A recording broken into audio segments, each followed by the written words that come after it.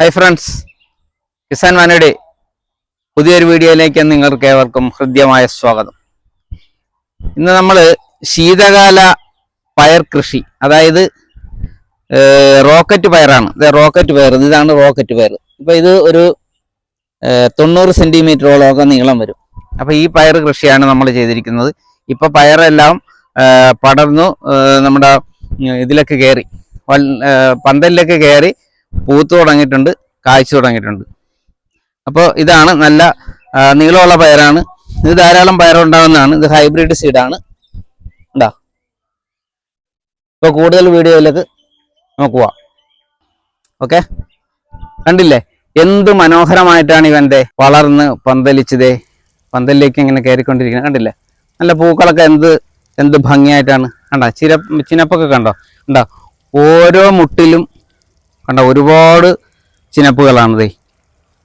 മറ്റുള്ള വള്ളിപ്പയർ മാതിരിയല്ല, ധാരാളം ചിനപ്പുകൾ ഇതുണ്ടാകും, ധാരാളം പൂക്കളുണ്ടാകും. കണ്ട, അപ്പോൾ അതാണ് ഈ പയറിൻ്റെ പ്രത്യേകത.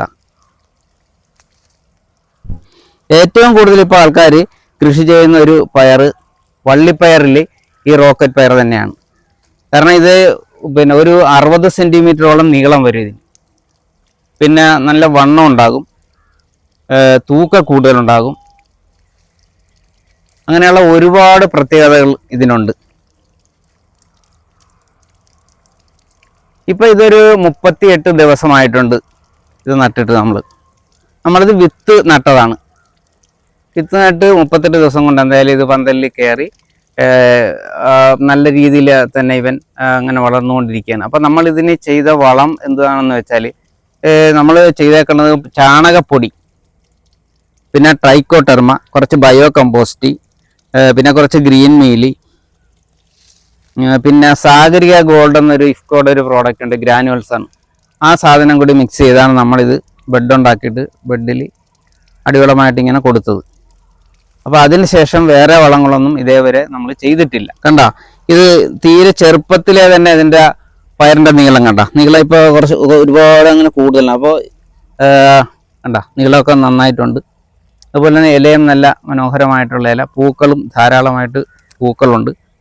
അപ്പോൾ ഞാനിതിന് മുന്നേ ഇതിനകത്ത് കഴിഞ്ഞ ബെഡ് ഒന്ന് റീപ്ലാന്റ് ചെയ്യാൻ വേണ്ടിയിട്ട് അങ്ങനെ ഇട്ടിരുന്നതാണ്. അപ്പോൾ അതിനകത്ത് നമ്മൾ പിന്നെ അഡീഷണലായിട്ട് നമ്മൾ റോക്ക് ഫോസ്ഫേറ്റ് ഒന്നും കൊടുത്തിട്ടില്ല. പൊതുവേ പയർവർഗ്ഗങ്ങൾക്ക് ഒക്കെ റോക്ക് ഫോസ്ഫേറ്റ് കുറച്ച് കൂടുതൽ വേണം. പക്ഷെ നമ്മളുടെ ഇപ്പോഴത്തെ സ്ഥിതിക്ക് വെള്ളപ്പൊക്കത്തിന് ശേഷം നമുക്കിവിടെ ധാരാളം റോക്ക് ഫോസ്ഫേറ്റ് ഉണ്ട്.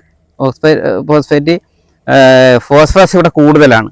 അപ്പോൾ കൂടുതലായതുകൊണ്ട് എല്ലാവരും കൃഷി ചെയ്യുമ്പോൾ പിന്നെ ഫോസ്ഫേറ്റ് അങ്ങനെ കൂടുതൽ ചേർക്കേണ്ട കാര്യമില്ല. പിന്നെ നമ്മൾ ഇതിനകത്ത് ആ വളത്തിൻ്റെ കൂട്ടത്തിൽ തന്നെ ട്രൈക്കോട്ടർമ മിക്സ് ചെയ്ത് ചേർത്തിട്ടുണ്ട്. ഈ ട്രൈക്കോട്ടർമ മിക്സ് ചെയ്ത് ചേർത്താലുള്ള ഗുണമെന്ന് വെച്ചാൽ വേര് സംബന്ധമായ അസുഖങ്ങളൊന്നും ഉണ്ടാകത്തില്ല. അപ്പോൾ അതാണ് അതിൻ്റെ പ്രത്യേകത.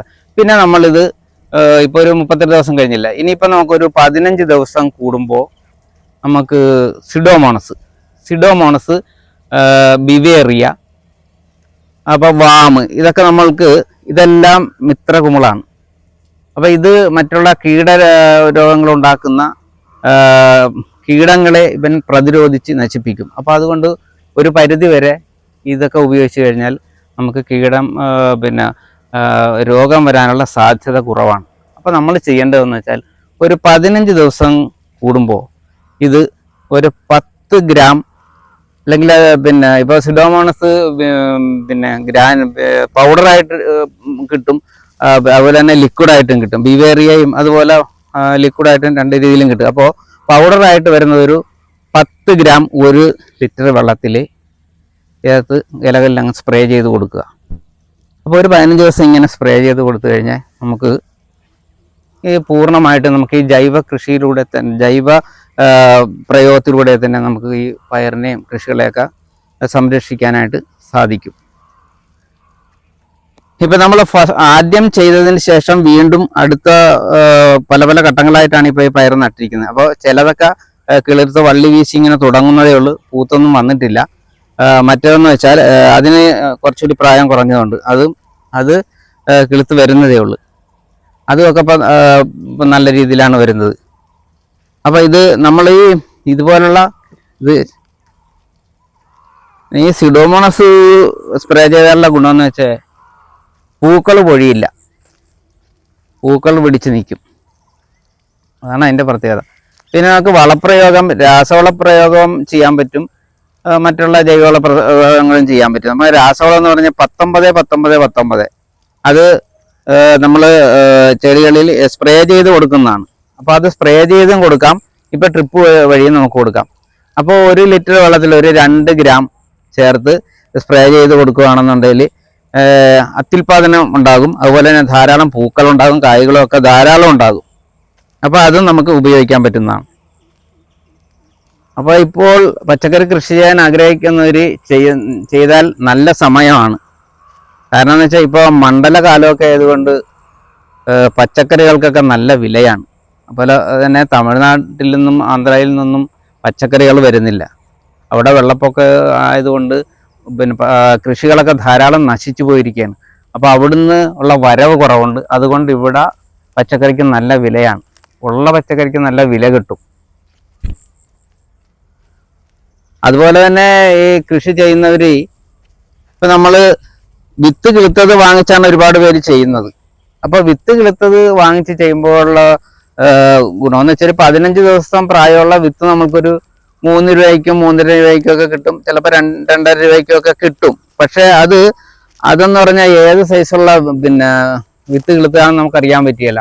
എവിടെന്നെങ്കിലുമൊക്കെ ഇപ്പോൾ തമിഴ്നാട്ടിൽ നിന്നൊക്കെ ഒരുപാട് ഇങ്ങനെ വിത്ത് കിളുത്ത് വരുന്നുണ്ട് തീരെ വില കുറച്ച്. അതൊക്കെ നമ്മൾ കൊണ്ടുവന്ന് വെച്ച് നല്ലപോലെ വേലയെടുത്ത് ഒരു 10-40 ദിവസമൊക്കെ ആകുമ്പോഴായിരിക്കും കായൊന്നും ഉണ്ടാകില്ല. ഇത് ശരിക്കും വളർന്നങ്ങോട്ട് വരും, പക്ഷെ കായൊന്നും ഉണ്ടാകത്തില്ല. കാരണം എവിടെയെങ്കിലും മോശം വിത്തൊക്കെ കിളുത്തതായിരിക്കും അപ്പോൾ കൊണ്ടുവരുന്നത്. പക്ഷെ നമുക്കറിയില്ലോ എങ്ങനെയുള്ള വിത്ത് കിളിപ്പിച്ചതാണ്. അപ്പോൾ നമ്മൾ പിന്നെ 1 രൂപ 2 രൂപ ഒക്കെ പറയുമ്പോൾ നമ്മളത് വാങ്ങിച്ച് വയ്ക്കും. പക്ഷെ അതിനേക്കാളും നല്ലത് നമ്മൾ ഹൈബ്രിഡ് സീഡ് വാങ്ങിക്കുന്നെങ്കിൽ ഹൈബ്രിഡ് സീഡ് വാങ്ങിക്കുക.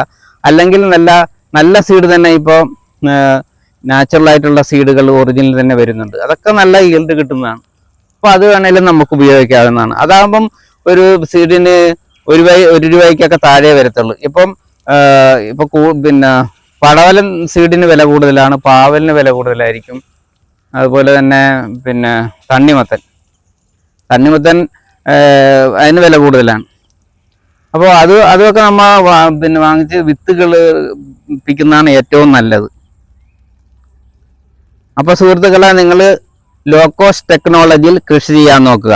അതായത് പരമാവധി വിത്തുകൾ വാങ്ങി കിളിർപ്പിച്ചു കൃഷി ചെയ്യാൻ നോക്കുക. അതിന് വലിയ കാര്യമൊന്നുമില്ല. ഒരു ട്രേ വാങ്ങിക്കുക, കുറച്ച് ചകിരിച്ചോറ് വാങ്ങിക്കുക, കുറച്ച് പെർലൈറ്റ് വാങ്ങിക്കുക, പിന്നെ അതിനകത്ത് കുറച്ച് ചാണകപ്പൊടി തിരുമുക, കുറച്ച് ട്രൈക്കോട്ടർമയോ തിരുമുക, തിരുമി കുറച്ച് വെള്ളവും നനച്ച് ഇട്ട് ട്രേയിലേക്ക് പരത്തിയിട്ട് ഓരോ വിത്തെടുത്താനായിട്ട് കുത്തി വെച്ച് കഴിഞ്ഞാൽ, ഇപ്പോൾ പയർ വിത്താണെങ്കിൽ പിന്നെ ഇന്ന് പിന്നെ നട്ട് കഴിഞ്ഞാൽ മറ്റേന്ന് കിളിർത്ത് വരും.